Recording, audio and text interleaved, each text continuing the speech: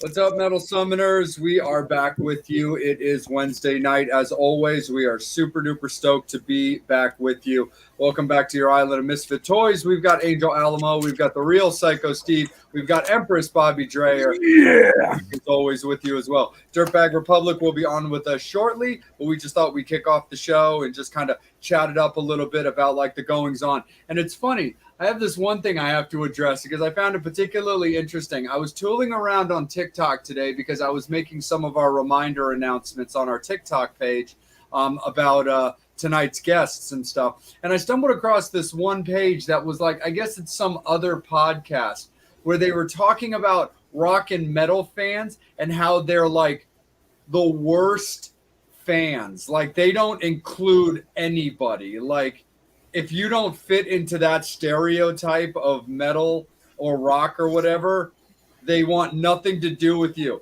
And I'd never laughed so hard in my life because the one thing I'd always been able to say about rock and metal fans is they're the most inclusive band, that type of music that they have out there.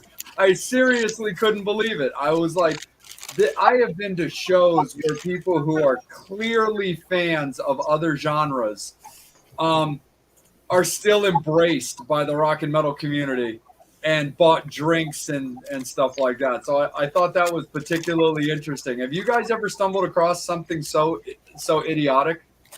Oh, dude. Really? Yeah, for real. Exactly. That's the only thing I have to say about the whole thing is really. Because I couldn't believe it. You think about it. How many like gun-related gangs and stuff like that do you hear about at a metal and hard rock show? I got a theory about that. Right. And then also think about it. When we're in the pit, I can't go into the pit because I'll break a good hip or something because that might whatever. But but back in the day when I went in the pit, if I fell down, they helped me pick me up. And yeah, you don't hear that at a rap or hip hop show.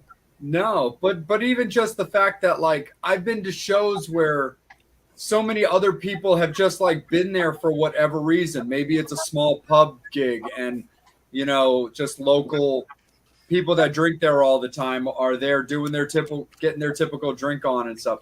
But yeah, it was really hilarious. It was like, and then it was like official TikTok of so-and-so's podcast show. And it was like, 200 followers. I was like, that explains everything right there. Somebody who hasn't gotten laid yet, they have to be angry at rock. Dude, listen to Kiss and get laid. Hold up. Wait, I thought that was particularly hilarious. But we're gonna take a second. We're gonna bring our guests in first and foremost, as well as our special. As Bobby, I'm on top of it, as well as our special guest as well. But we're gonna start things first and foremost on with the men of the hour in Dirtbag Republic. Hey, what's up, guys? How are you? Good. How are you guys? We are fantastic. Awesome. Thank you so much for making a little bit of time for us. Thank you. And it looks like we've got a special guest as well, cruising a little bit off the side of the road there. Yeah. Lisa, how are you, darling? Hola, just stopping in. Literally. Just stopping in. What's up, fellas? What's up, girl? Much. Hey, girl. You're somewhere safe, I hope. I guess. Okay. Is it ever safe? Is it ever safe? Not in the Nitro Nitro world. Safe. I was like, for who? For you or for them? It's never safe. for everybody. Absolutely. But Dirtbag Republic, let's bring it back to you guys first and foremost. How's everything going with you guys, and what are you guys up to right now? We're getting ready to do some shows this summer. So we've got show June 18th. Yep. In Vancouver, and then I think we're playing in August in Vancouver as well. And we're also getting ready to start recording our next album, probably end of summer, early fall. Nice, guys. Nice, for sure. And how's the landscape in Canada right now? We're all located really down here in the States. Like, how is everything up in Canada right now? Quiet. Quiet. It's a weird scene up here now. It's like there's not a lot of rock radio out where we are. So it's most of our fan base is really in Europe, the States. There's more fans. We have more fans in the States than we do in Canada, just because we get way more airplay and stuff down there.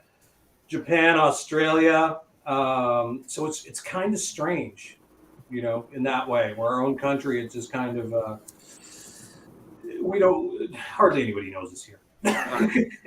You got a little bit of the Dawn of the Dead going on up there in Canada. Well, Bobby, you remember these, Bob? Hey, if I go like this, Let the me incredible shrinking man. hold on. Yes. Damn it. Oh, wrong The screen. mayor of Disney will tell you about it. Oh my God. He took us drinking there one night. Oh, jeez. Yeah. Mayor of Disney. We The mayor of Disney. Fairly. Absolutely, Yeah, for sure. we've where's the copy of the album? I'm just going to show you guys the copy of the album. There you go. This is this will be out on vinyl as well, hopefully soon. But we just did. Hold on 1 second so I can get you to put it on the screen so we can all see it. All right. You meathead. Dude, I'm trying to do it, but hold on 1 second. I got distracted by Steve. Ah, boom. There you go. That's what I was trying to get to. Very cool. So you can get that pretty much anywhere in the States. It's on Amazon. You can get it at Target, Barnes and Noble, of all places. And Nice. a ton Yeah, of they still different, they still sell records at Barnes and Nobles. That they do. Yeah. That they do.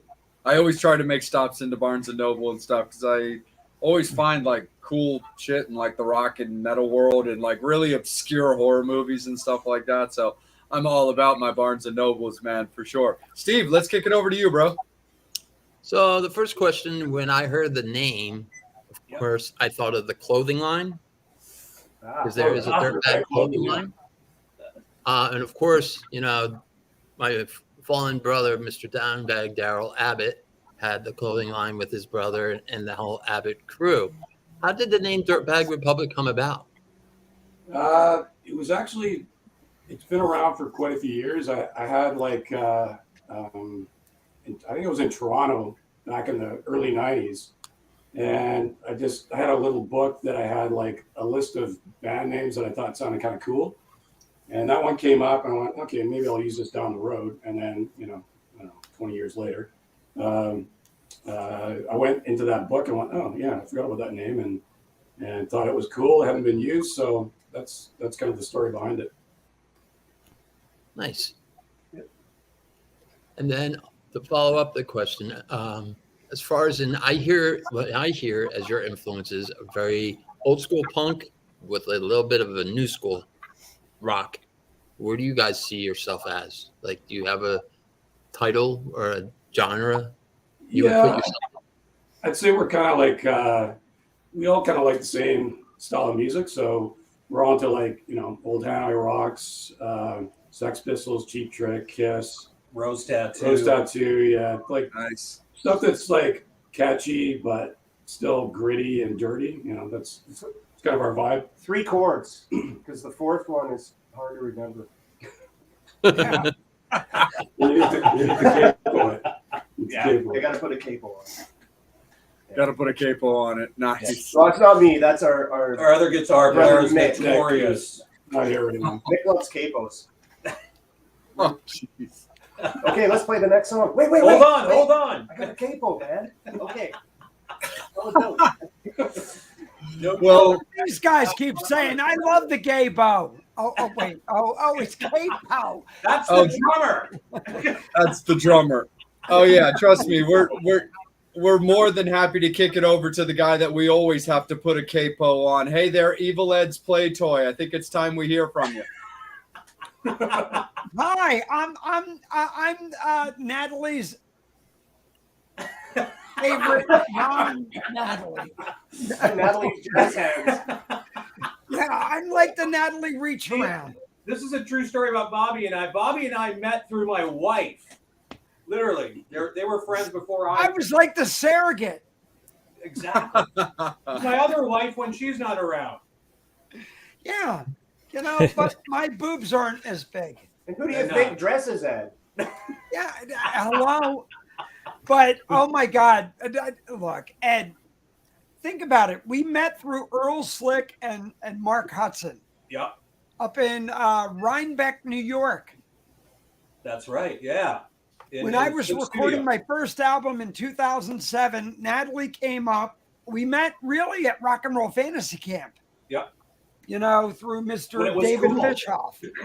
But the great thing through all of this and what really came about is Ed's wife is a surgeon, like Madonna, like a surgeon. That's Weird Al. I think that's Weird Al, dude. Same thing. He built it. Yeah, same concept. Same thing. Wow. Oh, Bobby, you're too much. But, Keep rolling with it, guys. Natalie is a surgeon, and the coolest thing is, if you listen to my first album, Not Fallen, the song on there, we all wrote, well, she wrote, very badass, very Ripper Owens, very, early that Judas Priest type of edge. But Ed, I'm going to have you talk about your wife for a little bit. How did you and Natalie, yeah, and now you got to talk good. How did you guys come about? How did that whole thing, Well, it was a funny story. I'm a huge New York Dolls fan, and I love dressing up and my hair, the whole bit. So I walked into Is that like drag? Well, it's borderline sometimes, man. But a lady. I know lady. But long story short, I walked into a club, and I used to have a bunch of girls that used to hang out with me, and they would fix my hair as a joke. They would fix my hair as a joke. Every time my hair would get a little flat, they'd run up and kind of tease it up. So she walked up to me and goes, "Who are you?" I said, "Hey," introduced myself, and she goes, what band are you? And I said, "Well, hey, I was in the New York Dolls for 5 minutes." And I said, "No, I'm kidding. I just, I love Arthur Kane and the whole New York Dolls thing." And she's like, "That's where we met." But yes, that's how I met my wife, who was curious and then took my one of the combs and actually stuck it in my hair and walked away. So I went chasing after her. So that's how we met. And what year was that? 2008. Soon to be a Hallmark movie. Yes, which they shoot up here all the time. So, yeah. So that was 2008. 2009 is when I met you guys in Hollywood, and that's when I had my company in New York, the Chunky Knobs Guitar Company. Which So, Ed, talk about that, and we'll go into it. So, Ed had a company which I thought was really badass. Look, we all know Adam Reaver, who owns FU-Tone, who does all the Floyd stuff. But Ed was the first person I met who did add-ons for guitar accessories called Chunky Knobs.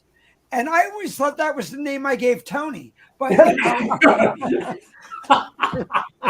I love Tony. But, that was we did that for about 5 years. There was a company on Wall Street that had this together with two other partners, and I, from up here, just kind of went down there and worked with them in New York with that for a couple of years till the Great Recession kicked in and nobody wanted to spend money in the States. So, well, give a little bit of background because everybody would love to know what Chunky Knobs was. Chunky Knobs. Pass the guitar. Hold on, I'm busy. Let us show you. Beer comes first. Mike, we'll sample. It's a German beer. It's okay. Right there. So you're making these cool. Oh, I don't know if you can see them. They're like little skulls and shit. Very nice. Literally just add on. So, and what was really cool was we had a lot of big name musicians who just kind of, whether they used them or not, they just liked the idea. Everybody from like Lemmy to Michael Anthony's Tech, George Lynch we worked with for a bit. Just a bunch of cool different people. Like, you know, Rudy Sarzo, who was the very first, who basically helped me, who was like my musical mentor, and a dear friend. He was the one that kind of went, let me help you and see what I can do for you. A lot of really cool people, a lot of cool, you know, guys that we've watched, guys that I grew up watching and listening to as a kid. All of a sudden we're like checking out the stuff that I was doing, going, this is cool. How can I help you? Or what can I do for you? So that was probably the coolest part of it. The strange part of it was we were a really cool rock company on Wall Street, which was kind of the weird marriage, but it worked for a while. So did that for a while, for about 5 years, and then that was it. And I've been playing music ever since, full time. So, and part time. Very cool. Making Jay, baby. back to you, brother. Yeah, no, absolutely. I think that's absolutely fantastic for sure. When it came to you guys getting like together and like syncing up your influences versus the sound that you guys put out collectively, what did you find were like some of the things that really tied you guys in together, where you guys were like, this is a cool little group that we've got going here and we think we can make something pretty bitchin'? I'd say like it started off with myself and Mick as a kind of a recording project, and then for the first 2 albums, and then third album we brought in Mike and Dave and Ed, and Mike has been like everybody's been in the Vancouver scene that's in the band 30 for plus years. for years, and everybody's like really casual, cool. You know, there's no egos, diva, you know, behavior. Well, yeah, maybe. You're in my light. Only when his hair gets flat. But yeah, it was so, you know, those guys, they came into the situation knowing exactly what it was, and I think they thought it was a cool band and a project at the time, and then we wanted to just take it, you know, to another level and start playing gigs and start playing around and just take it further, basically. And we all have the same kind of influences and whatnot. So, you know, there's different influences here and there that everybody has, but collectively we're all into the same kind of band. So it's a cool thing. We're all a bunch of 80s metal kids that grew up in Vancouver, loving, you know, everything from the punk stuff to like Van Halen and Motley Crue and Sex Pistols and all that stuff, right? It just grew from there. Absolutely, for sure. And talk a little bit about like just the songwriting process in general. Like, you know, what is it? How does it work best for you guys? I write everything. No, I'm kidding. Have you heard Cowbell Part 7? That's him. He's a machine. Him and Mick write a lot of stuff. I've never seen somebody that prolific. It's like, holy shit. Oh, I wrote and demoed a song last night. Oh, I did another one. Yeah, it's been probably, well, since Mick and I, you know, started this in 2014. It's been actually a really good last few years creatively. I've just had lots of ideas that have just like, you know, sprung up just randomly that have turned out really well. And on the last album, or actually the new album that we're going to be working on, getting Feds more involved. I got Woody more involved in just bringing in more ideas. Usually he'll just bring in, like, I'll give him something and then he'll add his Woodyisms to it and, you know, make it. He'll add his wood. He'll make it really cool and just gives the song, you know, a really cool vibe. Nice.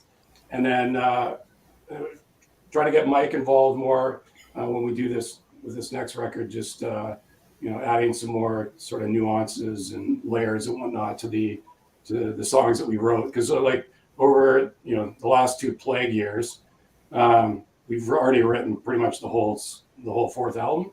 So Nice. it's just gonna tweak a few things demo wise that we've already demoed, and then we'll start rolling on the actual recording.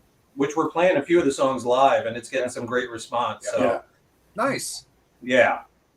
It's just the band writes. Everybody's got, I'm the last one now, but we're all set up with studios in our places. So there's always ideas flying back and forth. More so when I'm actually up and running. But yeah, we're all we love to write and play, and I think just everybody gets really excited like a kid at Christmas when we hear new stuff. It's like, hey, this is really cool. Let's do this. Let's do this. Because it's easy. You don't have to be at rehearsal. You can just come up with an idea, demo it, and Dropbox or email it, and it's like, hey, dudes, check this out. Yeah. And it's like instant. Yeah, the technology's definitely been a boon for musicians in the last I'd say 10 years. So it's really in the last 5 years, it's gotten really handy. Just and you can get we did the whole last album we did all in our home studio, and then we got it pro mixed, pro mastered. Harry Hess from Harem Scarum did the mastering, and it's just you can make really great albums without having to spend a ton of money now, which is kind of nice. So it's rock and roll. It's almost like when we were younger, we had to go to adult bookstores, and now we don't have to. Yeah. That is so true. Just look at your phone. You just look at your phone. Well, and that's a really cool thing. Speaking back to when we were growing up in this area, is we had the Little Mountain Sound and the Mushroom Studios here with all the bands that used to come to Vancouver. Yeah. We were all playing in the scene at the time, so it was really cool back then where you'd go to a club Club soda. It was very common to That's see right. like Bon Jovi or Motley Crue, and that's when those guys were all younger and drinking and partying and all this stuff. So you'd see all these cool bands all the time coming in the city. David Lee Roth partying and sodas. Yeah, and other things. Yeah. All these. Yeah, it was a cool time to we grew up playing in that scene. It was really cool. You'd be playing, all of a sudden there's somebody from Bon Jovi standing over there watching you, or somebody from Motley Crue there, or something. So yeah, that was a cool part of growing up here. But now we don't have to go to those studios because it costs way too much. Right. Absolutely. And before I kick it down to Angel, when it came to the fact that technology has grown so much, when it came to putting music together with you guys and writing, it seems that COVID didn't really hamper you guys much into that way, or did your guys' communication get stronger because you weren't able to hang or rehearse in general as well as tour, let alone tour? How was it about just getting through COVID when it came to bouncing ideas off each other? Yeah, we did. We demoed pretty much the whole album, like I was saying. Plus, we also did a charity song for one of the food banks at the beginning of COVID, and that myself, Mike, and Woody wrote, called "Pandemic Blues," and so that was cool. We all did it remotely. We did everything remotely. Yeah. And then we got Tim Newhouse to mix and master it, who did the "Tear Down Your Idols" album, and it was good. I think we raised a couple grand for the food bank. The downtown east side. But yeah, I found for myself, anyways, I found it was a boon for creativity. I did a solo album for sort of an offshoot another band I'm in called the McCrackens, and I did a solo album that I never intended to do as sort of an offshoot of that band. And it's great. Thank you. I got a copy of it. I played on it. Tricks, fellas.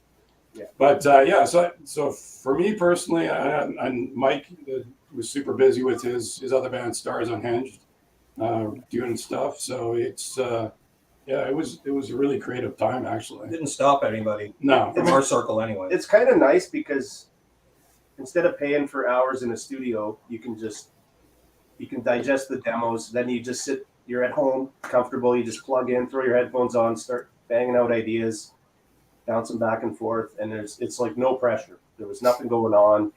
Yeah. Why not just sit here and make some cool music, right? I mean, the only kind of drag was just not being able to, we did, I think we rehearsed a few times and got together. We did, during the Plight years, we did a couple of videos for the new album, which was cool. We rented out the Rickshaw Theater, which is a really popular music venue here. And we filmed that video for Days Are Gone there. And then we did another Wannabe's video was at like an artist studio. What a great video. Yeah. It was pretty guerrilla. It was all like one cameraman, one guy shot both of those. Matt Leaf. Yeah, did a great job. Did both our videos and it was a bit challenging getting everything sort of organized, but turned out really well. Nice. Very cool, man. Right on, guys. Angel, let's kick it down to you, bro. How are the Metal Summoners doing? How are you doing? Oh, super awesome. Definitely got a good question from Steve's son, my nephew. He wants to know. Yep, he's 11 years old. Little monsters in the house. So it's okay for him to stay up because I said it's okay. So Nice. he can always blame it on me instead of his said dad. it was fine. Yeah, we all said it was fine, except for his dad. But His gunkle and his favorite said it was okay. Yes. Look, we'll write him a note for school tomorrow. It'll be fine. We're kind of like, tell Charlie we're kind of like the birdcage of the Metal Summit. Or you can say you're on West Coast time. There you go. That's a good excuse to stay up. There you go. I'm staying up all night. Yes. So it's all good. I'm so proud. He's growing up so Don't fast. cry. You're going to make us cry. But let me get to his question because I know that's what he wants me to do because he's going to eventually say, just shut up and get to my question. Yeah. Yeah, Angel. I might become his favorite. You're the second. Well, not No. really because the Gunkle's the second favorite, then Jay's Exactly. the favorite. And then Jay. That means you're the fourth favorite. Dude, Jay's nobody's favorite, man. I'll take it. Oh, damn. Sorry, Charlie. I thought your father told me you was 11. You're 10. Sorry. He's 10. Yes. Why? I thought he was 11. Well, that's Because he close enough for carries drinking. himself as an Charlie, you're close enough to drink. What time is that? Hey, just turn that 1 into a 2. Anyway, that's the damn question. Okay. All right. I'm trying to do that. You're not what trying ba- very hard. Let me try. What band made you want to become a musician? Oh, you want me to Good start? Or question. you want to start? Go left to right. So Good question. my dad is a music lover, and I had this great collection of his growing up. So he was a major Zeppelin fan and the Stones. When I was like a year old, he said I pulled out Zeppelin 3 and T-Rex, Electric Warrior, and would like wave them around and demand those to go on while I could like beat on something like a drummer. But so it was in my blood early, but I think, when Quiet Riot hit and Shout at the Devil was like, boom, Mental Health, Come On Feel the Noise. Those videos were on 24/7 and Shout at the Devil, Rat, that stuff blew up right when I was like, 13 years old. And, and the Mighty Van Halen, my favorite, Eddie, rest in peace. But those are the ones that really made me pick up a guitar and go for it. Yeah, for me, it was my brother had a house party while my parents were out. As How'd that go? As older brothers do. And so a bunch of his friends left a stack of records. And at that time, I was listening to, oddly, like 1950s music. Like my friend down the street got me into and I was quite young, like, I don't know, like 7 or 8 years old or something like that. Listening to Little Richard, Chuck Berry, Elvis, that kind of thing. By the way, the greatest singer ever, Little Richard. Yeah. Entertainer, man. Chuck Berry and Little Richard, the kings of rock and roll to me. So then my brother had this party, and I hadn't really been exposed to like sort of modern rock and roll. So his friends left Kiss Alive, Nazareth Rasmanaz, and Alice Cooper $1 Billion Babies. So going from 1950s and like 60s Beatles, that kind of stuff that I was listening to at that time, even though it was like late 70s. I heard those 3 albums and it blew my mind. And I must have listened to that Kiss Alive album that year probably about 100 times, like just nonstop. So that totally changed my trajectory of what I was into. I mean, I was really young at the time, but it just like ingrained in my head. And then hearing bands like DOA, punk rock band from Vancouver, and Sex Pistols and Subhumans from Vancouver, like that stuff too really got me into the punk side of things. Mm-hmm.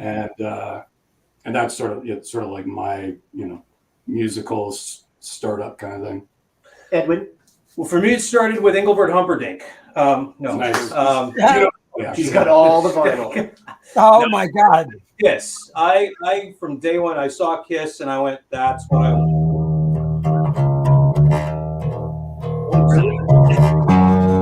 Doing things.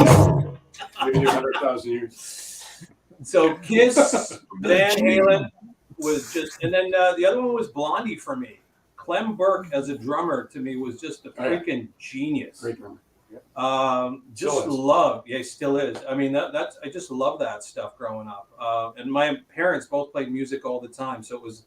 My mom was a huge Elvis fan. My dad was a big Johnny Cash fan. So that was always in our house. It was literally 24/7 music on in our house. So that was my big thing. And then I found out that people paid attention to you a little more when you played an instrument and entertained them. And that was pretty much all I needed. Chicks. Girls. Yeah. And that was the end. Yeah, that was pretty much, I knew what I wanted to do from that day. I wanted Peter Criss's job. I thought I could have taken it when I was about 8, but that probably could have. No, but he was drinking a lot back then. But no, I thought that was it. I'm gonna be the next drummer in Kiss, right? So that was that's to this day still listen to those bands religiously. So some really shocking answers there, hey? Yeah. I love that everything ends with an A. Hey, can you explain that before we go on? What the hell is up? You know whose fault it was? It was Triumph's up with the A thing. First letter of the alphabet, eh? It was Americans do what I noticed in my travels in the States. It's So it's kind of backwards.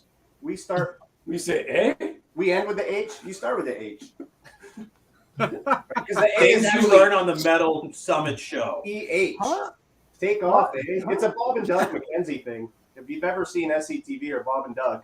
I love Bob and Doug McKenzie. Take off, you hoser. Take off, you hoses. So I got a question for you guys. Actually, two. Why? New people in the back. Hey. How y'all feel? Yeah. Are we the first Canadians on the show? What's that? Are we the first Canadian band on the show? No. Who was on before us? Daryl. Fuck. I'm leaving. Fuck this. No. Daryl has not made it here yet. I thought Daryl did. I thought Daryl could not do this episode, so he is coming on later. Okay, funny story. Friend of ours band called Whiskey River. Oh wait, we had Justin Bieber. I'm sorry. No, we could never have Justin Bieber. Friend of ours band got them here a few years ago to play a show, and they opened it. And I was backstage noodling on an acoustic, waiting for the show to end. I was drinking their liquor. And they came off stage, and Russ Dwarf walks in, all sweaty, off the stage, sees me playing the guitar, and goes, "Play something cool, play Thin Lizzy." So I launched into Jailbreak, and me and him did the whole fucking song in the green room, much to everyone's delight. It was nice. Super fun time. It was a cool. And he was mad. He was just like, "Dude, did you get that on video? Because that was really cool." I said, "No, man, I was making drinks."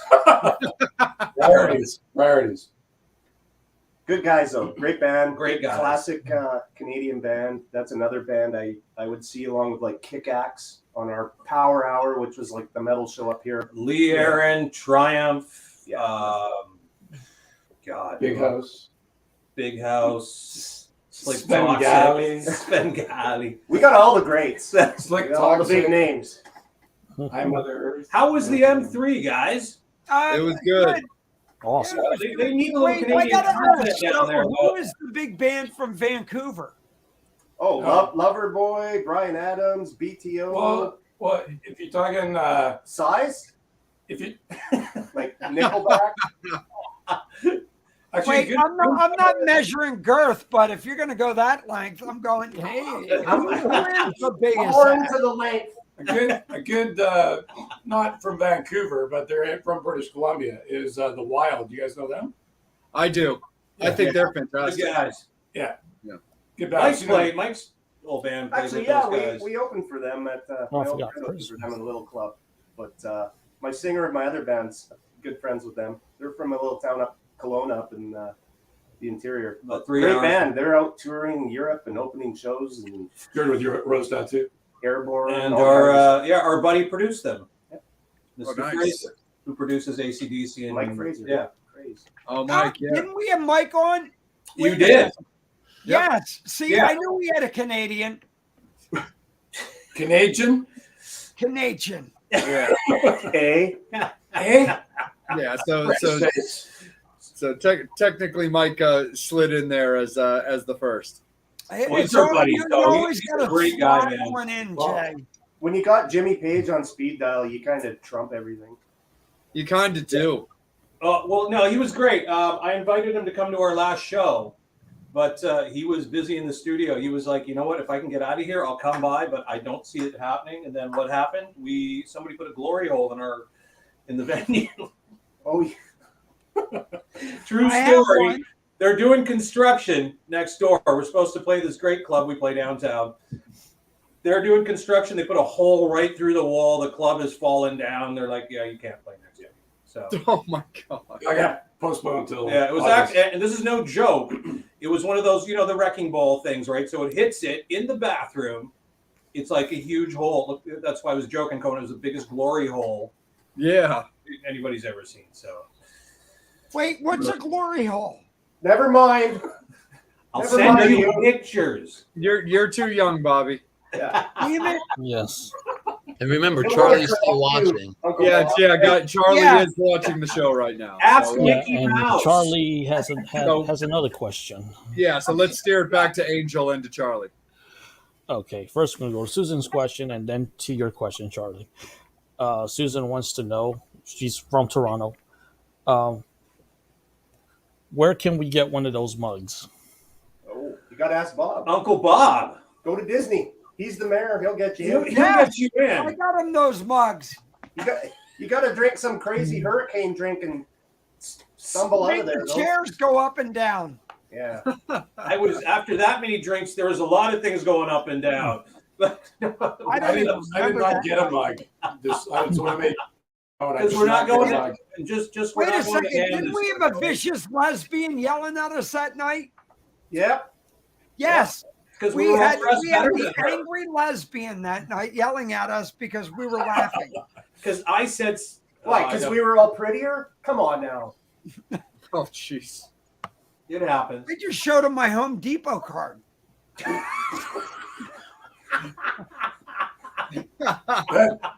That's a total in right there.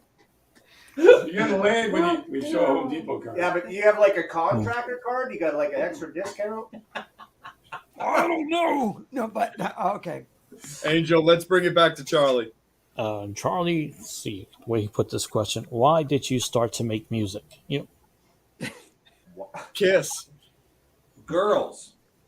Girls. Getting up in front of people and having people pay attention to us. All I think good from day reasons. one, I think it was You talking on an individual level? Probably. Oh, yeah, probably, yeah. Yeah, Steve, you might have to clarify Charlie's question a Can bit. we get some clarification here, please? Yes, give me a second. I'll ask one right now. Charlie? Dad. I'll take Clarify for $500, Alex. Yeah, Like totally. that, Well, right? Angel, do we have another question? Yeah, we got another question. This Jump one's from to the Brian. next question right quick. John Bond. This is a real That's good my one. answer. Tell me, Aldrich. If you could get two musicians or two bands in the studio to record an album, who would it be? Want to take that first, Mike? Two bands or two musicians. Ooh. Dead or alive? Yeah. Ooh. Either or. So two. Hey, let's have some fun with it. Dead or Yeah. alive. Record the album together, like. Yep. Yeah. Okay. Mm. Go ahead, Mike. Fuck. I got one. No, you go. All right. My brain's spinning. I would say Prince and the Beatles. Well, I would say Rose Tattoo and Guns N' Roses. Rose.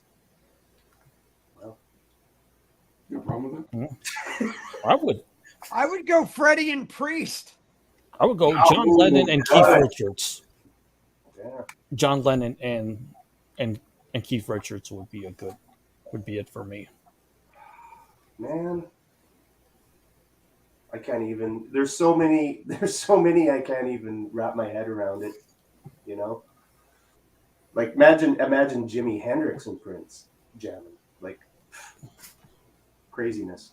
Always guitar players. I saw Jeez. Prince's very last show here. He did a run of shows at a small, like 2,000 seater. He was doing 2 shows a night with his girl band as a 4-piece, and I got tickets to the very last late show, and it was one of the, when your mind blows when he's just plugged into a couple big Fenders and just playing guitar all night and just absolutely killing it. Like that dude was so underrated. Well, I can't say underrated, but people just don't realize how good he was. I always wish he did a rock album, like a full-on rock album. Yeah, that dude.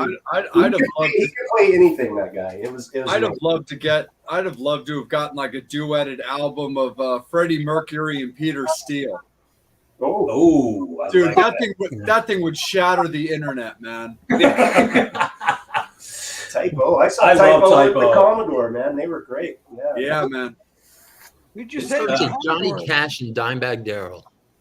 Ooh, good Well, one. he That made would it be fun. with David Allen Coe, so it's I was gonna say, didn't we get that with the Rebel Meets Rebel album? sort of kind of. Yeah, but or who was the psychopath? JJ. You know what? was his What name?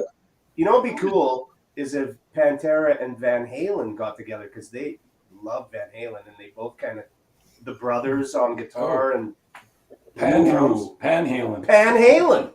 Van Halen. Nice. Copyright. Patent pending. Patent pending. Who's Pat? Dude, that would be pretty. That would actually be pretty wacky having Anselmo singing over Eddie's guitar. Yeah. Yeah. Yeah. It's really Well- crazy. We talk about these collaborations. Gene Simmons and you brought up Engelbert Humperdinck. They did collaborate together a couple years ago. Gene did a song with Engelbert he did Spinning Wheel. Was that his solo album? Spinning Wheel. It's on That's Engelbert's 3 Down album. Night. I've never heard that. Yeah. Well, Well, there's What a lot about of really Gene neat G. collaborations. Allen and Kiss? and Gene trademarked Engelbert. Now he owns Engelbert. Does Yeah. he really? Did he really? I think he just trademarked Dink. No, but they did it. It was actually I've got a question for Bobby. Hey, Bobby, has Gene Simmons trademarked Matt Porter yet? We're pimping his. Get on that. Well, Matt it was Porter bad- might it speak was up during bad this enough, But episode. I love was that. able to get one of Gene's straps for my bass. Hold on, I need to see that Nice. for fan purposes only. Yeah, so Angel, I could give this to Lisa. Just think if she smacks you with this, Hey, I'll give you you would have that all over your bottom. Hey, I'm still walking after Kiss M3. story. Years ago, it all comes back to Kiss, even with you, with the pretty. You played in a band way before called Pretty Boy Floyd. The original. Pretty Boy Floyd. Yep, Um, I'm familiar with that version. yeah. Well, Sandy was the drummer, so it's that one. Gennaro? Yeah, Wow. no, Sandy, our Sandy. He's the drummer from this band. Really? yeah. back when I was Wow. 21, 22.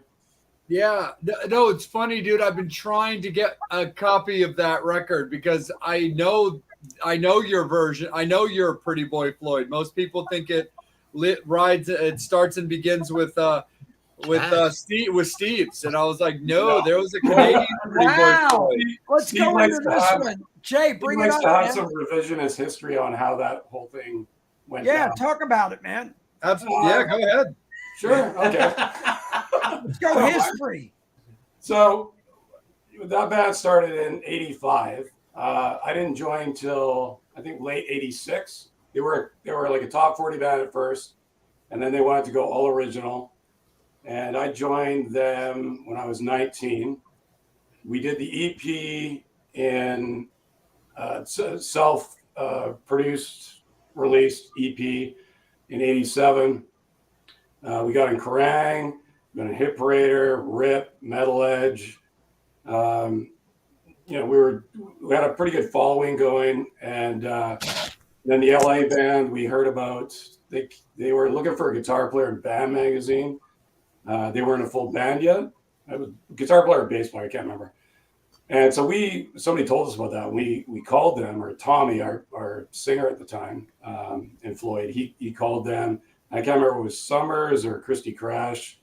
Answered the phone, and we basically told them, "Hey, we got an album. It's on the charts in England, on the import charts."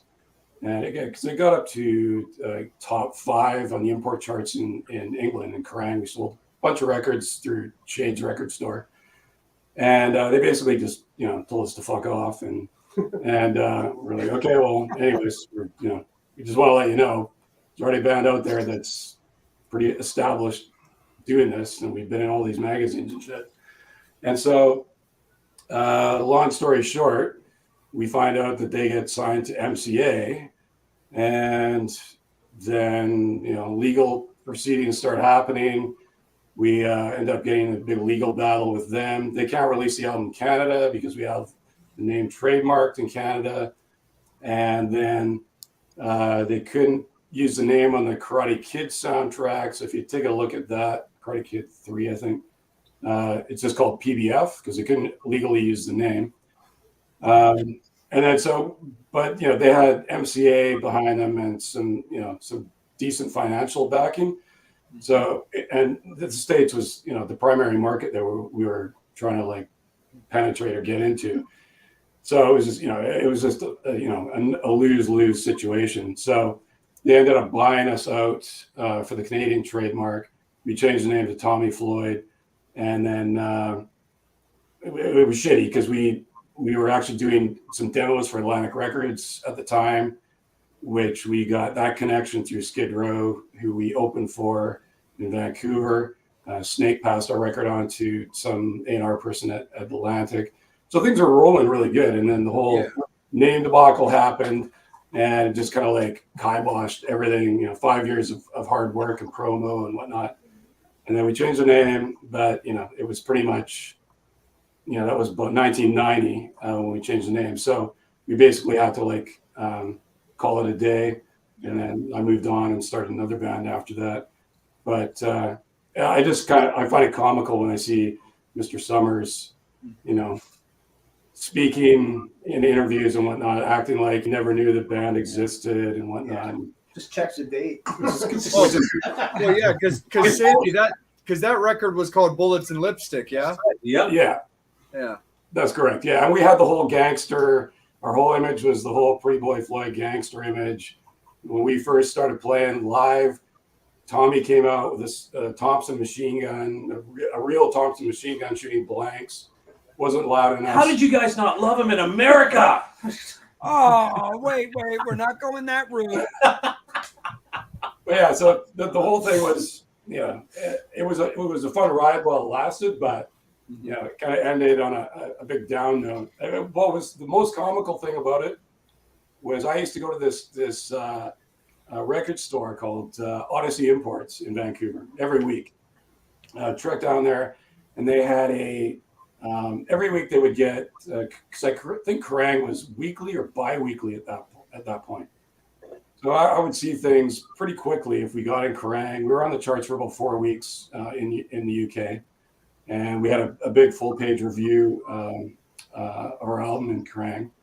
And then when Pretty Boy Floyd in California or LA got signed, they used our promo picture. Oh, yeah.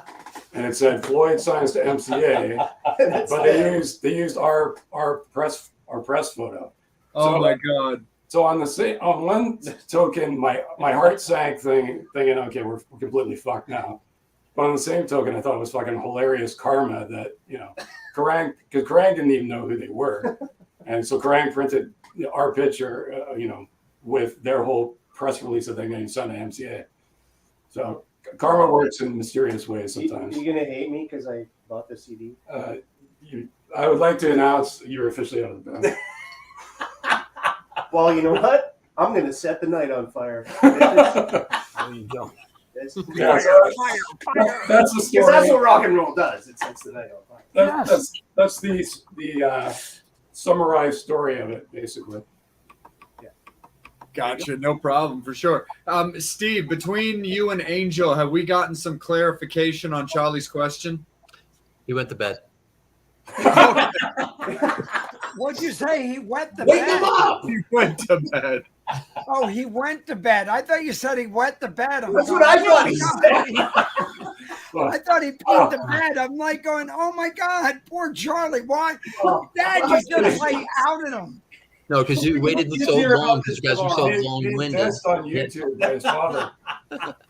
Sorry, Charlie. We'll make that up to you later. Yeah. Okay.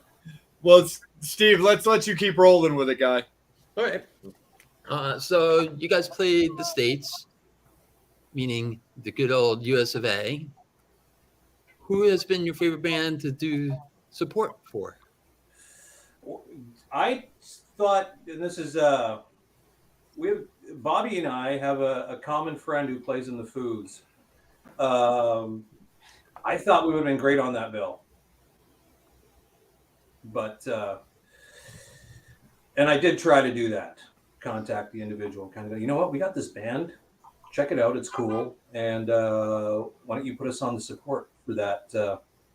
I'm a selfless promoter. I'm like Gene, you know what? Unless you say something and get in people's, you throw it out there all the time. Yeah. Hey, I'm like, All you're going to say is yes or I'm no. like oral without teeth. I'm not afraid to do it. Not at all. You know what? Here's the thing. It's I found in life and in business and everything else is you got to ask people and politely and go, you know what? Yeah, if you like it, great. If you don't, that's fine too. I'm not upset. It's just I'm going to throw it out there just so it's out there. Mm-hmm.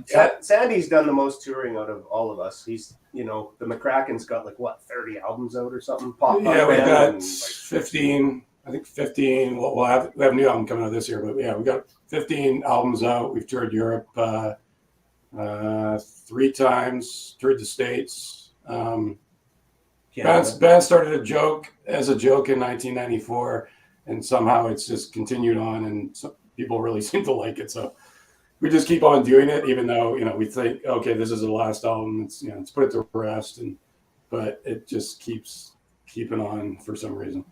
And I gotta say, every time the 14-year-old me comes out, every time I hear the name McCracken, I'm just like, well, our bass player, his name is Bend over. No, our bass player, his name is Phil McCracken. So.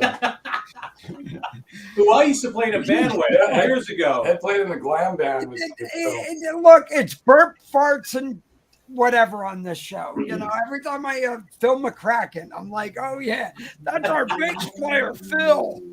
To piggyback a little bit off Steve's question, have you guys ever played with Anvil? No. No? Here's the thing with Anvil. Anvil were really, really big. Early 80s. Very early 80s. Did very well. And then it just sort of became this. Petered out. Yeah. Yeah, after. I think there was too much comedy. Yeah. They're great, but there was just too much. I think they were on Attic too, right? And Attic's a shitty label. So they were on Attic Records. So any band you hear that's been on Attic, like Teenage Head, great Canadian band. Lee Aaron was on Attic. Yeah. Every story I've heard about Attic is they did shitty. Coney Hatch. Yeah, Coney Hatch I think was on Attic. they did shitty promotion, and then if the band tried to like get like, you know, a deal in the States or in Europe, it was a major hassle. The label was like really uncooperative in sort of like getting those sort of like licensing deals to get the albums out in other territories. Yeah. And but with Anvil, I think that was, from what I've read, that was part of the problem. Because after like that Forged in Fire, they just kind of like really petered out. Like Metal on Metal. I mean, they had Chris Shangarides or Shangarides. Yeah, who did like Tigers of Pantang and stuff like that. Yeah. Producing Metal on Metal. That's still a great album in my opinion. And but yeah, they just kind of like sort of like, you know, as Metallica. Well, they were influenced. Metallica was Well, influenced by Anvil. Well, yeah, it's like the same with Raven. Raven's another band that was like, you know, on par with.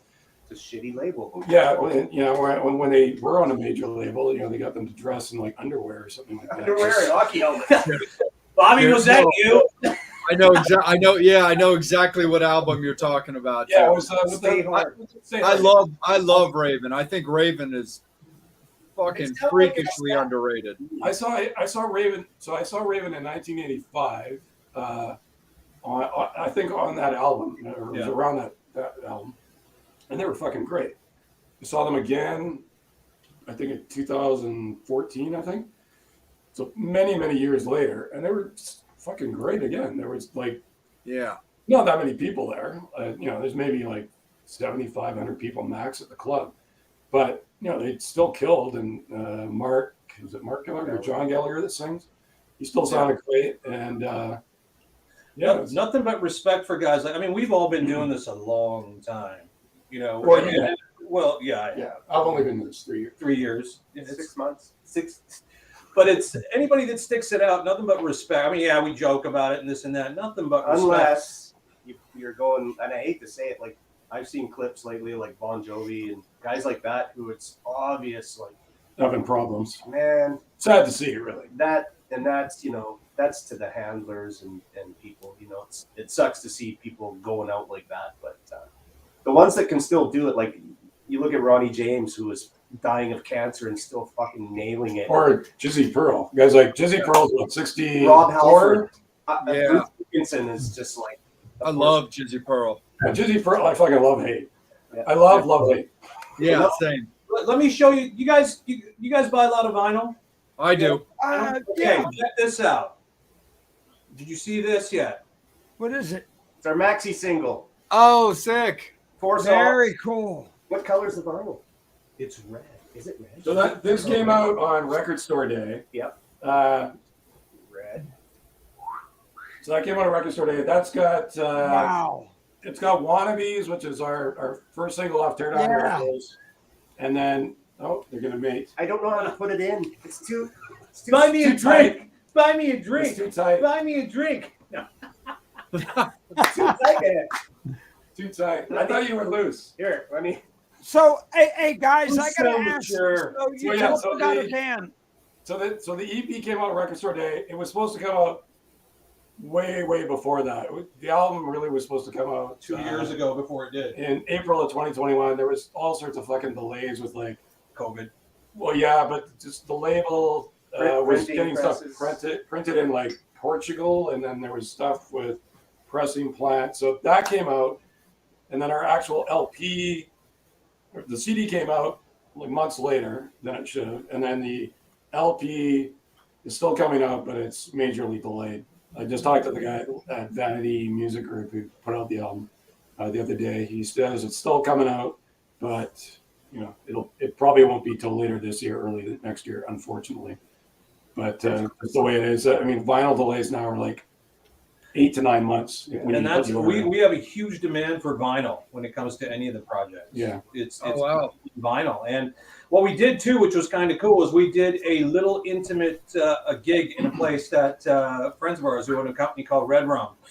It's a record store out here, and they just put on a great little thing where they kind of went, you know what, you buy the album, you're going to get into this draw, and you're going to play, and it's only going to be like 60, 70 people in their record store, and that's what you know. So they packed it, and it was a lot of fun. We just played this real small, intimate, loud show in the record store. Yeah. Old school in store. record store live show. Literally, which is really it was cool. a record You don't see store that too day. often anymore. Vancouver's got a crazy amount of record stores. Oddly, like I talk to other people in the States where they say, "Oh yeah, like we only got like maybe two physical record But stores." you guys got a shitload of You stuff. got up there, 15 or too. 20. Well, records. you know what it is because back in the 80s, we had so many strip clubs up here that you had to fill the buildings with something now. Yeah. It's true. Ask Bon Jovi. Or Motley Motley Crue. Crue. I used to see Motley Crue all the time in the strip clubs.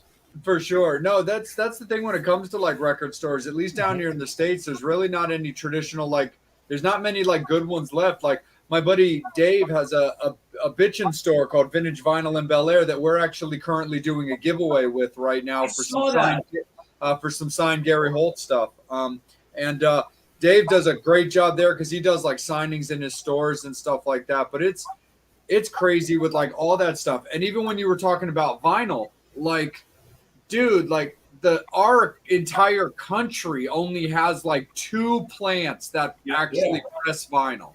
Crazy. Like how is it in Canada with like vinyl plants? Like, We have one right in Vancouver. Yeah, there's one in Vancouver, but it's totally slammed. With back orders. There's a couple back east. I think I think there's a couple of really good plants in Toronto that are also around. Probably like maybe 3 or 4 plants I think in Canada that I know of, anyways. Gotcha. But they're all like busy. The wait times are like super long. Like this solo album thing that I did, I put in to the label in Germany. I put in the masters in early November, and he just got word that the records were pressed last week, which is crazy. Yeah, 6 months. It used to be like it used to be about a 3 month, 3 to 4 month lead time. Now it's like close to 9 months. 9 months that you have to wait now. Dude, that's crazy for sure. Yeah, absolutely, dude. That's super duper. It's been so crazy when it comes to that kind of stuff, but we're definitely all big vinyl nerds for sure. Oh, yeah. Absolutely. Fans, stay with us because we're going to come back to you guys in just a second. We've got more fan questions going and everything, but we're actually going to kick it up to Bobby to let him take the lead on a little commercial break between him and Steve because they both have something fun, respectfully, to talk about. So, gentlemen, Bobby, go ahead. Gentlemen, start your engines. Bobby, you got to turn your mic back on, buddy. You're on mute. Whatever dirty talk you're doing. With Tony being the author of the ADA, I thought I would do sign language. And I'd be like, and now for our next opponent. What was that? Garrett Morris on Saturday Night Live when he goes. But no, let's talk about some of the events. We got Steve's freaking birthday coming up. Steve, we're going to talk about that. We got BLE event in Philadelphia. And then we got Miss Nitro down in Orlando, Florida at Disney. But Steve, I'm going to throw it to you, brother. Right on. So we are very proud to announce that Rock and Recovery and the Metal Summit presents Oh Lordy, Psycho Steve is turning 40 again at a little venue called Bar Anticipation, or people know it down here called Bar A. We got 8 bands playing on Sunday, June 26th. Tickets will be available starting this coming week. It's $25 in advance, $30 at the door. All the money goes to this organization called Rock and Recovery. Rock and Recovery is an organization that Jerry Fasano and Carl Cochran, former bass player to Ace Frehley's band. He also played in Rated X with Joe Lynn Turner, Flavor Flav. He also played in the Eric Singer Project, played in Voodoo Land with John Karabi and countless amount of other people. Unfortunately suffered a stroke about 6.5 years ago. And with all the contacts he has with all the musicians he's played with and then some, and with all the contacts I have, we do charity auctions and help people that are in the music industry have either fallen on financial hardship from either health or passed away. So we help their families get back on their feet. So some of the bands that will be performing that night is a very cool band called the Blues Vultures. That's featuring Ronnie Onkins of Kicks and also an alumni of our show. Then we got a band called 10 Ton Mojo. another band that has also been on our show called Whiskey Grin. Yep. And our favorite dentist, Dr. David Rosenfeld and Associates, his great band called Black Rose Rebellion. We have a band, my very dear friend John is the singer because he went to high school with me, and he does a really awesome version of Goldilocks by King's X. So his band is called The Outsiders. Then we also have another special guest that's been on our show as well. His name is Bob D. and Petro. And then my friend that does my fiance's hair and cuts it, his name is Steven Statland. He has a great band called The East Side. Yes.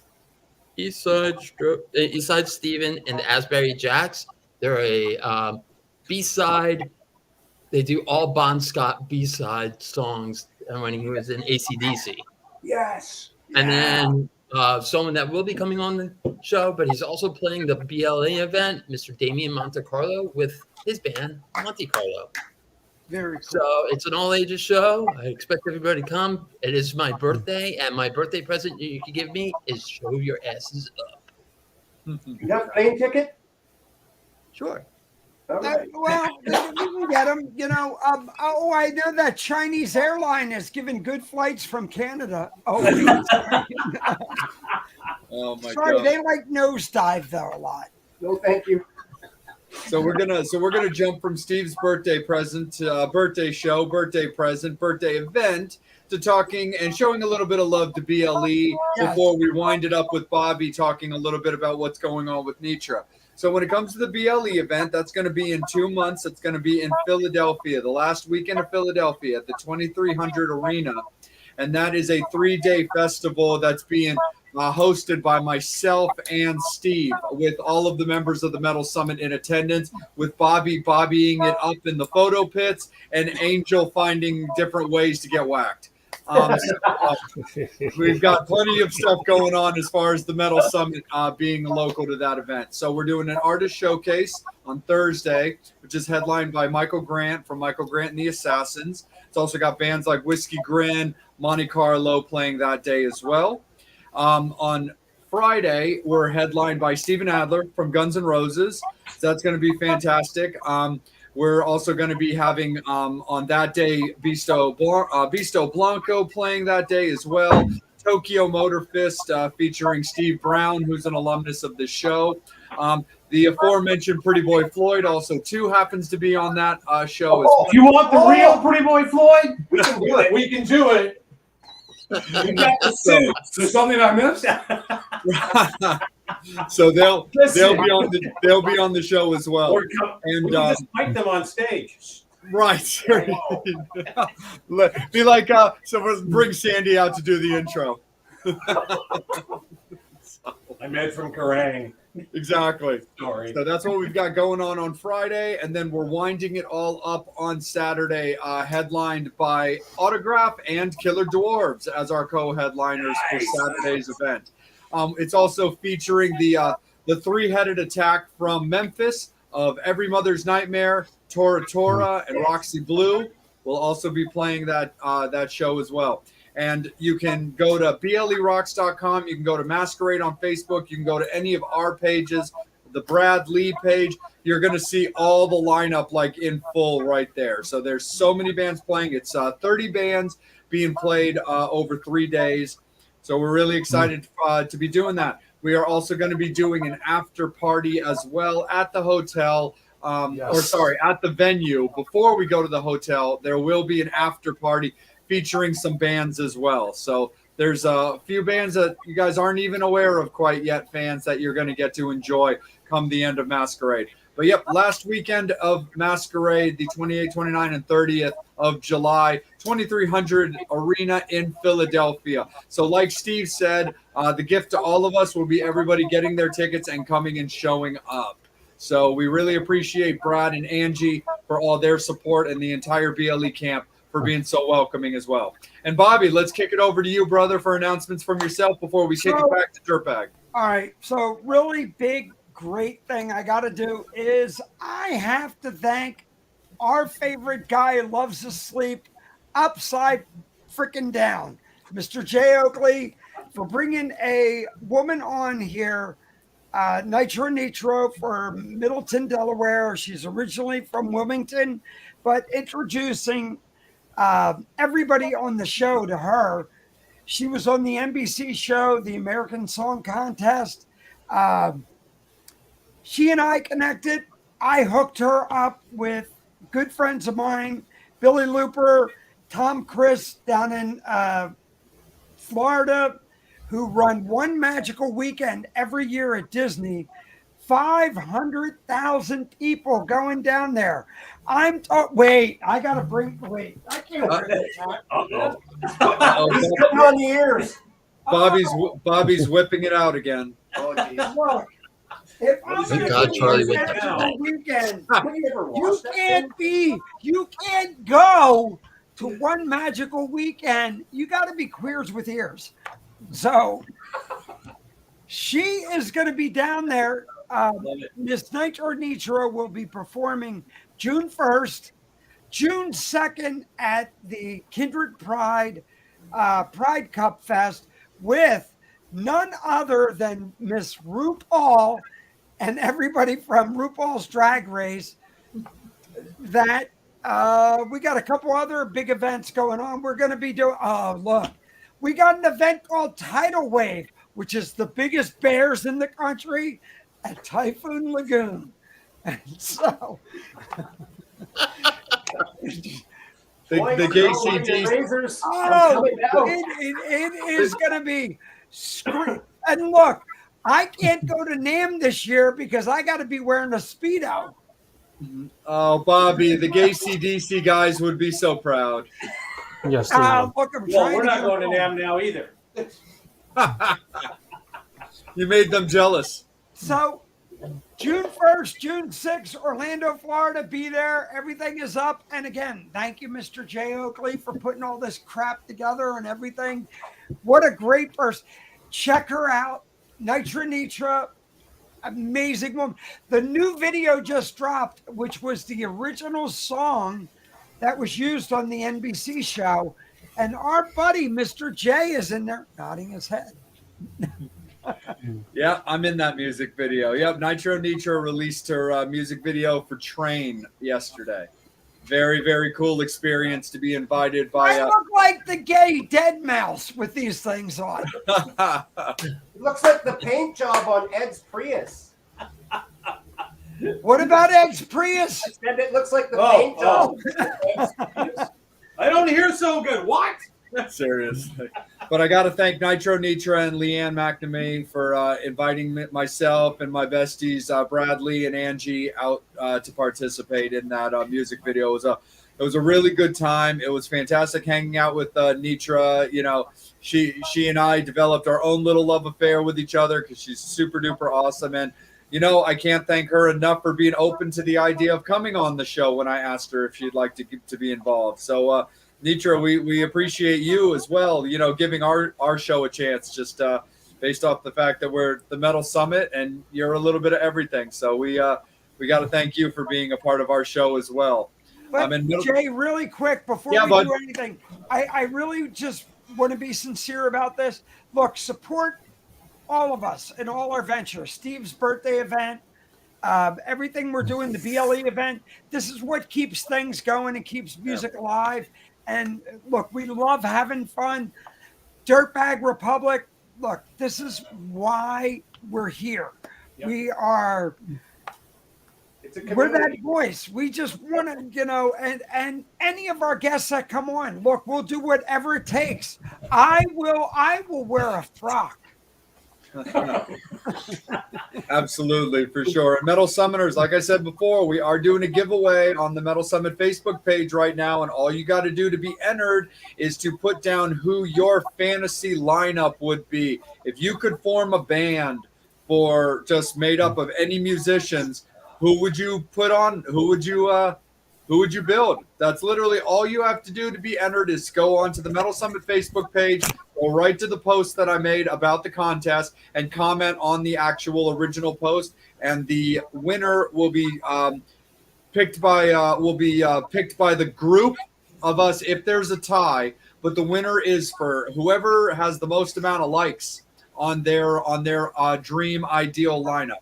But if it is a tie, I'll kick it to all of the guys. We'll all vote, and that's how the winner will be. But we do have a person in first place right now. But Metal Summoners, get onto that page and win some Gary Holt from Slayer and Exodus shit. So check it out, guys, for sure.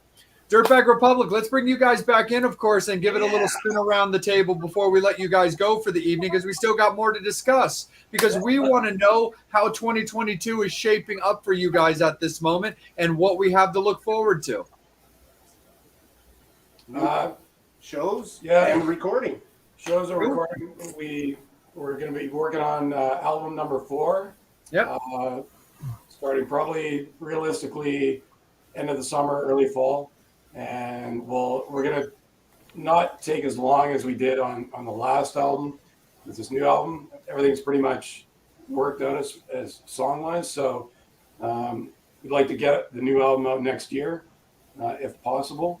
Which we can come play any of those events that you're talking about next year. We'd love to come down and play down there. That's the other thing. Sure. So we would love anybody who's got like a festival or anything like that.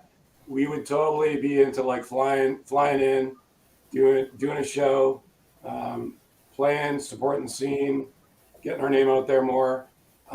So if anybody out there is doing festivals for next year, think about us poor old pensioners, And the blind, the shut-ins, The bartenders. people that can't make it out to the game. Are you guys allowed to come across the border? Yeah. Well, here's the thing. Yeah, we are. Here's the deal, Well, though. except for that one time. Except for that one. We travel with our own. That's just me. I have Here's a the question. thing, is we need to be invited to these festivals, literally. And if they go, you know what, we want to bring this band in, that's all. That's kind of what they have to do right now. If you want some dirty rock and roll, sleazy dirty rock and roll, invite us, and we will. What's the word I'm looking for? We'll definitely dirty it up. There you go. Any fun stories that involve cavity search with customs in Canada? Yeah. He's like, nothing I'm going to talk about. I have a funny story from Hold on, I got a few. many years ago. I played in New York at the Cat Club with Tommy Floyd, and Moon River, and we got stopped at the border, and we looked like a motley crew, Transvestites. pretty much. But yeah, we didn't look like your average Joe when we came through the border, and it was the Canadian border guard, so we were coming back into Canada. Americans actually, I haven't had too many hassles going into the States, but back into Canada, they can be complete dicks, basically. But so that We're never getting back in now. but so We're just kidding. the border guards basically searched us for like 2+ hours, thinking they were going to find like weed or like something on us, and they were super choked that they didn't find anything. And then my bass player didn't declare the leather jacket he bought in New York, and so they went completely off on him about that. And then they finally let us through about 2 hours later. But yeah, they were pretty much dicks. Danny's still dating the guy that. No, I'm kidding. That's how you really got home. Michael, would you like to talk about the border? Nope. No. Michael was like, hell no. I'm going to give a special shout out to the border guard at Sumas Crossing. That's all I'm going to say. Hey, Michael, That's a whole nother rep. That's a whole They must have a lot of ugly. Sumas. Right, they must have a lot of ugly border agents. hey, Like, they have any hot-looking ones with big stories about titties. us at, what was it? The Tiki place. Where were we at?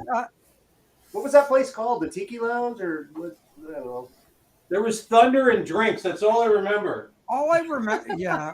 What, And children crying. I Why are remember- those men drinking like that? I remember Bobby laughing his ass off because I was sitting on a stool at the bar, and then all of a sudden, like slowly, I'm like, bathroom. the bar was getting closer to my chin. I was like, what the fuck's going on? Like, And he's laughing his ass off because it's a hydraulic seat, and they would like when you get drunk, it would start to shrink. Eventually, my head's like at the bar here. He's laughing his ass off. I'm freaking out. Didn't know what was happening. And then I went home with this lovely cup. Yes. Looks Look like at that. Hey, Jay, you would love that. It's a zombie head. I made him drink that's a what zombie. we were drinking. Zombies, triple zombies. These will Yeah, hurt a little. I need one of those in my life. Yes. Let's all go to Disneyland with the mayor and we'll mess it up. Let me ask, Okay. should we give a few CDs away on the Metal Summit I show? think so. Oh, that would be awesome. That would be fantastic. We've So got you guys 5, tell us how you would like to do that. yeah, we've got 5 downtown east side CDs we can give away, which is our second album. And maybe, I don't know, how do you guys figure out how you want to give them away. It's all good with us.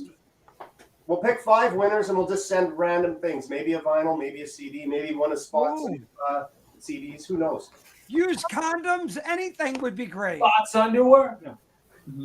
If you're sending out anything for bullets and lipstick, that has to come right to this guy though. We'll keep an eye out for it. It's too bad I didn't know about this a year ago, because I actually found in one of my old storage bins, I found about 20 sealed LPs, like the full album. Oh wow! Stick, and I ended up selling them for like $15 to people on some Facebook music groups. That I got you, bro. No worries. It totally happens for sure. So, guys, so fans, we're gonna put together something fun for you guys to get some Dirtbag Republic music going for you guys. So we'll put something fun together for you guys to do that. And also write into the comments what kind of competition you think it'd be fun for us to do when it comes to that. Be a little bit more involved in this. So that's what we want. Maybe a video submission of the most push-ups. Okay. I gotta earn it now. The best video or like a flexed arm hang. Wherever can like. How about best dad bod? Steve. Well, that would go to Dave. Dave's not here. Bass player. Yeah, come Freak of on. nature. Oh yeah, there you go. I am aroused. It's the abs. It's I'm not the gonna lie, ears. I'm half checking. Oh, Jay, what if they don't have Facebook? I gotta go to the Can they bathroom. post it on YouTube? I got a pub. Yeah, comment onto our YouTube page. I'm done. Okay, cool. So definitely get involved with us for sure. But Steve, let's Because we want let's pick it Susan up to still be a you part of it. So, Susan, just post it on YouTube, and I will look at the comment. Whoa, was that a fart? What the hell was that? Anyway, back to Steve. Let's get Steve in on here. So, could we on the new album, all original, or could we expect any covers, or what could we expect? The new album coming out next year? Yeah, it'll be all originals. Yeah. And it's going to be probably our heaviest album out of. Really? Yeah. But did you get a new drummer? Because it's got a really cool, really dirty, less punk, more rock and roll. But yeah, it's to me, it's like Exile on Main Street and Aerosmith meets the New York Dolls and the Ramones times whatever. It's Nice. But a really good, dirty. I can't even explain it. When I heard all the demos, I was like, shit. Yeah. Shit. Yeah. This is great. It's going to be awesome and catchy. Yep. Nice. You have been warned. Yeah. I gotta You've been ask. warned. So, Wannabes, when you guys did it, where'd you guys come up with the lyrics for that?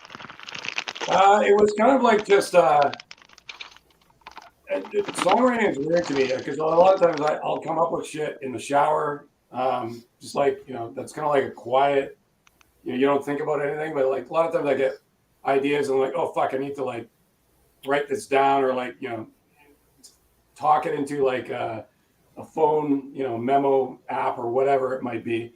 But with Wannabes, the lyrics were kind of about myself, us, people who just want to be a rock star, and you know, you don't want to do a daily job, and and it's people who have tried but maybe haven't made it to the upper echelons, like ourselves. You know, we've been in magazines, and we've played, you know, open for some cool bands and put out records and stuff, but we've never made it to that upper tier. And it's just kind of like an ode to everybody that wants to be a rock star and is trying their best to do it, but maybe just for whatever reason, timing, connections, whatever, it didn't happen, right? So that's kind of what it's about. Very cool. Nice. Right on. Super duper cool for sure. Angel, do we have anything that's popped up from the Metal Summoners, or a question from yourself, my good dude? No, I had one. Let me just. What's your favorite beer? That's a fan question. The one in your hand. The one in your hand. I love it. What am I drinking right now? Oh, God, I don't even know. You're drinking Kilkenny, I believe. Kilkenny. Oh my God. Irish beer. Oh, the Kilkenny beer. You Kilkenny, you bastards! Sorry. And here's, you know what? This question is really hard and interesting. Don't get excited, Bobby. It's not that hard. I have a little blue or orange pill that'll help that. Okay, if you could keep one band from a certain area, MSD, the Misfits, or Dancing, and you can only keep one, what era do you keep? Misfits. Yeah, I'm a Misfits guy too. Misfits. I like Danzig, but Yeah. only the first one or two. The drummer for Danzig, Yeah. Chuck Biscuits Chuck Biscuits, who from Vancouver. whose brother also played in the Four Horsemen. Tim Witt. Tim Wicks. Yep.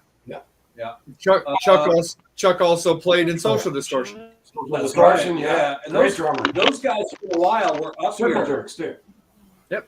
Oh, I saw them.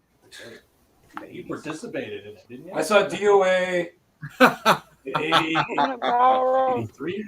Oh, get annoyed. Right on the floor. Sorry. Like a Pretty Boy Floyd song, "Down on the Floor." Anyway, segue. Sorry.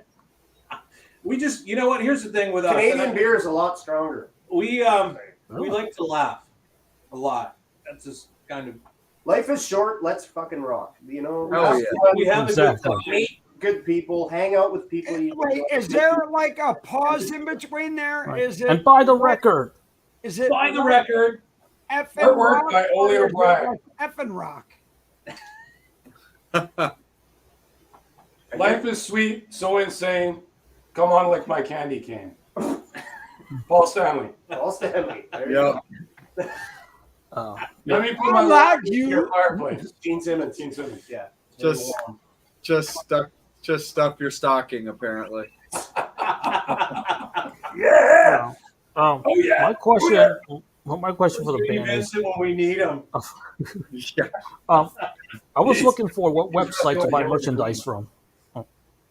Is there a website that fans can buy merchandise from? Oh, you can go to dirtbagrepublic.com, and then that redirects to a Linktree site, which has everything Yeah. you could possibly imagine about us. So it's got So you just got to go, I guess, to one of the sites because I was trying that earlier. That's why I was asking. So It keeps going to like a gay porn site. that's unfortunate. That's how I. That is No, That they is changed really it. They go to what do you get lesbian paid for porn this now. stuff? Huh. No, they changed it to lesbian. You got to make some sort of money, you know. Russians hacked it, Angel. That's where Mick is right now. It's capoing a wiener. He's capable. No, so where do we go to find material or anything? You mean like t-shirt? Sorry. Sorry. Sorry, eh? Sorry, yeah. Grace sakes. Eh? Poor Angel. This always happens during an Angel segment, too. It always does. Sorry, Angel. Dude. No, it's okay. It's all good. No. If you go to dirtbagrepublic.com, it'll go to Linktree site, and that has like all our social media shit, video links, reviews that we've, for our album, Instagram, all that kind of shit. Pretty much everything. Yeah, but I don't see any merch. Oh, you go to our band. If you go on the top, there's a Bandcamp link. At the very top of the page, there's a bunch of icons. There's a Bandcamp link, and that'll take you to. It's very sophisticated. It is. So that'll take you to Bandcamp. But I mean, we've got listed all our, like our album through Amazon and Target, and in Japan at Tower Records. So we've got all those links in there. And then we are doing T-shirts and stuff. What about T-shirts in New York? We are doing. Yeah, we're going to be getting some new. All our other shirts we had sold out. Nice. About a year ago. We just haven't got any new designs done. So our buddy AC McCracken is going to be doing new designs, and we'll have. Hopefully, we'll have those up within the next few months or so. Nice. Right on. Very cool for sure. Oh, Hey, no, Bobby, a it's question Dirtbag from in yourself, public buddy. comments. Do you also know if Nitra's popping on? Well, she just said she tried jumping on it. It got a little complicated. No worries. She's gonna crash out. But real quick, look, you guys have been great. Everything on that end. What about going out on the road with any of the old school bands like Platinum Blonde or Honeymoon Suite? You know, something like that. We'd love that. Do you know the Headpins? Yep. Yeah, the guitar player that took over for Brian McLeod years ago is a good friend of mine, Tony Delacroce. We hang out all the time and jam. They're playing a bunch of shows this summer. They have a new singer that's great. So we'd love to go From out. Trans-Siberian Orchestra. Yeah, Rosa. Yeah, I mean, we'd love to go out with anybody, really. Yeah. Like, myself, I'd love to go out with some younger bands, like some really cool bands in the States. I totally dig, like the Ravagers, or from Toronto, there's a Dirty Nil. Like, I'd love to go out, with some younger bands. Nope. Get a younger audience or mix it up a bit. We'd love to go out really with anybody, but I'd rather go out with some younger bands just because rock and roll is in a really bad way right now, as far as just mass popularity. And I love just to keep supporting new talent. We've all been in this game for a long time, but I'd like to see newer bands coming up the pipe and sort of taking over from the old guard that's been playing, for the last 15, 20 years. Yeah, and, for sure. Because really, the Ravagers are from Baltimore. Those guys live down here by me. Yeah, they're fucking great. Nice. I love those guys. Yeah, dude. I've known Alex and his girlfriend Shelly for years. Yeah, they're on tour right now, but unfortunately, they didn't book any Pacific Northwest shows, like no Seattle, Portland, Vancouver. So it's kind of a bummer, but it is what it is. But yeah, I just want to see rock and roll myself just, start getting more back into the mass public conscious. And I mean, it's been like hip hop and shitty pop, auto-tune pop for like the last 15 years. And it's time there's like a cyclical change in the music industry to get rock and roll back to where it should be. Because right now it's kind of like, it's really cool because everything's DIY right now, right? All the bands are pretty much, doing a lot of their own records. It's a cool scene. I talk to a lot of other bands. We share, lists for getting into magazines and that kind of shit. And I just like to see it, not be relegated to the oldie circuit. Yeah, the oldie circuit and just and have a new crop of bands. Because if you look at who really can other than sort of the old guard and a few newer, not really new bands, but bands like the Foo Fighters, etc. Who really is coming up now that can fill a hockey arena? Yeah.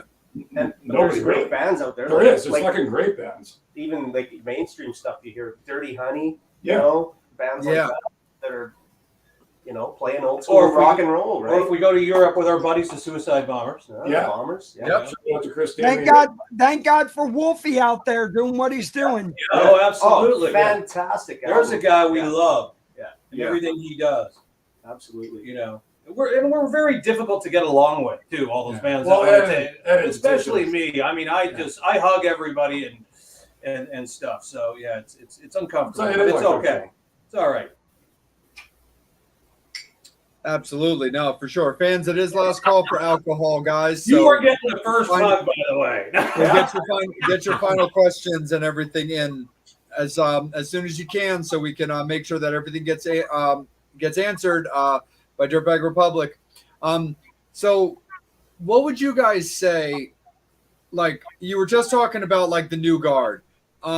If you could ideally go on a tour in, let's say, in the next 2 months with one of those bands, but also opening up for an old guard, so that you guys can kind of do the whole across the bridge, where you've got the old guard band as like the headliner, you've got you guys, and then you've got like a newer guard band. What would you guys like ideally for that tour to be? I would go Michael Monroe for Old Guard, us, and the Wild. Nice. I've got to take a piss, something fierce. So I'm gonna exit this. I like these guys, the Lazies. Yeah, the Lazies are fucking great too. The Lazies. They're Nice. Australian, but they've moved to Canada and they've gotten Canadian citizenship, and we've adopted them as our own. And Danko Jones. Yeah. I've broken the seal, so I gotta take a piss. No, totally, bro. I'm moving over. So you got pretty in here. You know what? I know Vince struggles, but fucking Motley Crue brings a huge crowd, and that's old school with Celebration. a big cap. You know, them or Aerosmith. You know, Mm-hmm. fucking Tyler and Joe Perry. You know, and then us, and then whoever comes after. Who cares? I don't know. Me, it's God, I'd go Iron Maiden and us, and I'm gonna go off the board here a little bit. Distillers. I love these guys. Yeah, but they're kind of old. They're kind of, I mean, they're youngish. They're younger than us. The Distillers. Yeah.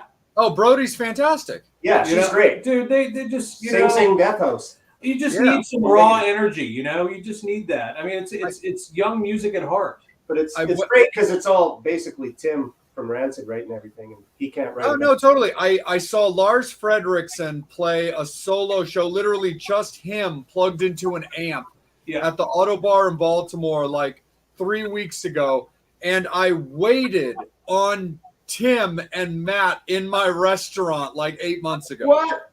Yeah. Wait, what kind of restaurant is this? It's an American style bar and restaurant that's got everything from seafood to crab cakes to steak to chicken to All right, well, we gotta calm down. Yeah, come on down. Hello. But Rancid I know a was sitting in the studio. hotel because they were playing an outdoor amphitheater venue called Nice. Pier 6 right down the road. Nice. That was awesome. I got a big thrill out of that. I was like, I'm fucking taking the crab cake orders for Rancid right now. Wow, crazy. These better be moist. Yeah, Hey, they Evil better Ed, be. Oh yeah. Evil Ed, you got to bring the kids down. They need to see the gunkle. Oh, you know what? They're upstairs. They've been good because I told them, I'm like, the wife said, you know what? If you're gonna go pee, you may as well get more beer. My turn. See what's happened here. The drummer takes over again. Drink a bottle, pee a case. I know. No, they're upstairs. That was a total Austin Powers piss. I didn't think that was going to stop. I just wanted to share that. So let me tell you one other thing. We've actually got a whiskey company that we're the official band for the whiskey company. Nice. Can we talk about that? Sure. Yeah. Oh, yeah. We can talk about whatever you want to talk about. It's mainland. Wait, let me just. Oh, geez. Here we go. Bring it in. Mainland whiskey, Nice. made by my neighbor. In the bathtub. It's my neighbor's company, but yeah, we're their official. It's our official whiskey. Wow. Nice, dude. What is it? Bootleg? Is it bootleg style? Is your neighbor making it in the bathtub? We were in prison together or anything. In the backwoods. Is it like that? No, shit no, that's no. made It's the truck? no. It's these guys are great. They're in all these restaurants here and stuff now. So, but In your soul tone. oh yeah, and the soul tone. I don't have a It's What the, is it? The new symbols, the Evil Ed soul tone symbol. Oh, I seen those. Yeah, it's a headhunter thing, you know. So it's pretty cool. Pretty cool. Got on with those guys. Nice. That's super duper cool. Well, honestly, Dirtbag Republic, we can't thank you guys enough for rocking out with us this evening, man. We had a really, really good time getting to just kind of chat it up. Yeah, Thank you guys. We want to thank you guys for giving us the opportunity of spreading our name and our music to more people, and it's very much appreciated. Absolutely, guys. Anytime. Can I take 10 seconds and pimp out some stuff? Hell yeah, you can. They call me multi-band Mike. I only play in 5 bands out here, but This is much better with me in the middle. my other project's called Stars Unhinged, and we're kind of a modern heavy rock and roll band as well. I'm on their album, by the way. Playing the Wicked Cowbell, just an Niger.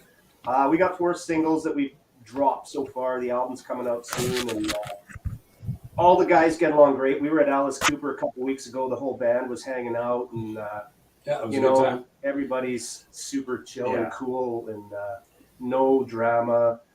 So that's coming out, and I'm playing in a project with Dave, our bass player. His best friend Brian Howes is a big time producer. He's played Daughtry, Hinder, Shania Twain. You name it, Airborne. Yeah. Actually, he put together a band called Steel V with me, and we're opening for Airborne out here. Nice.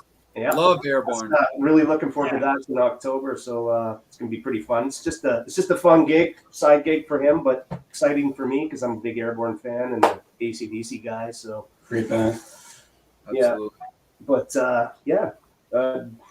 so many things going on. But We've got a ton of projects. Dirtbag is old school rock and roll, man. It doesn't get any better than Sandy's one of the That's best great. writers and Hell yeah. played with. Absolutely, for sure. Single tier. Angel, has anything popped up from the fans? No, not lately. Lie, Angel. Say something came up. Did you mean singular? Anything pop up from the fan? Yeah, Bobby's watching. Lisa, I'm gonna need you to have to take care of that boy now. For Yeah, that. give him a reach around. Dirtbag Yeah. Republic, thank you guys so much. Love you And guys. we really appreciate you guys being on the show and rocking out with us. We had a really good time with that as well. Thank you guys, man. Thanks for everything. Yeah, man. Metal Summoners, get thank you the guys CDs out. so much as well. The show doesn't exist without you Yeah, guys. don't forget to come back on the show. What's up?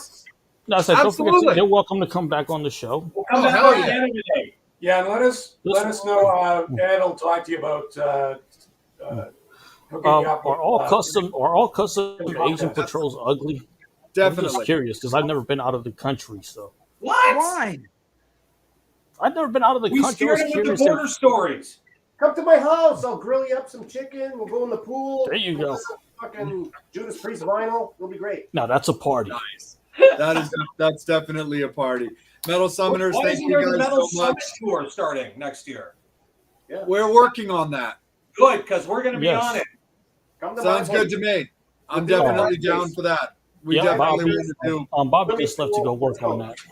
No worries. It's all good. But Metal Summoners, thank you guys so Yeah. much. The show doesn't exist without you guys. Make sure that you're hitting up Dirtbag Republic on all of their socials. Yep, which is Support right below. the record with the new record coming out shortly. We got them scrolling right along the bottom, but definitely support Dirtbag Republic on all of their socials for sure. Support all the guys on their socials. You can find Bobby, you can find Angel, you can find Steve, and you can find myself all over Instagram and Facebook.